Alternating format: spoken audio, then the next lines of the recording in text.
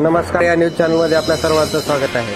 खालुंबरे येथील भावकीतीलच काही जणांनी मिळून एका तरुणाची धारदार शस्त्राने वार करून हत्या केलेली आहे।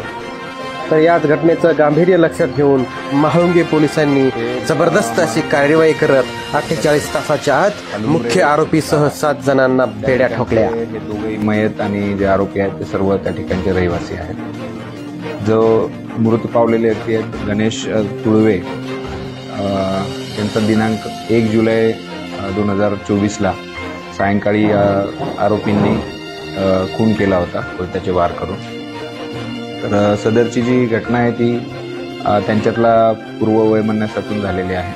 हे सर्व जे मयत आणि आरोपी जे आहेत सर्व एकमेकांचे नातेवाईक आहेत, एकाच गावात राहणारे आहेत। तर 2020 साली जो मृत पावलेला व्यक्ती आहे त्याने या आरोपींवरती हल्ला केला होता आणि त्याचाच राग मनात धरून या आरोपींनी गणेश तुळवे याची हत्या केलेली आहे। या गुन्ह्यामध्ये एकूण 7 आरोपी आतापर्यंत आपण एफ आय आरमध्ये 2 आरोपींच्या नावं नमूद होते, एक नाव होतं आणि एक अनोळखी।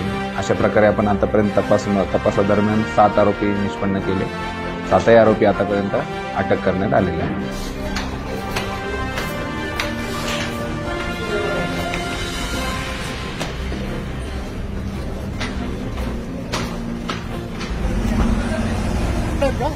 दोन गाड्या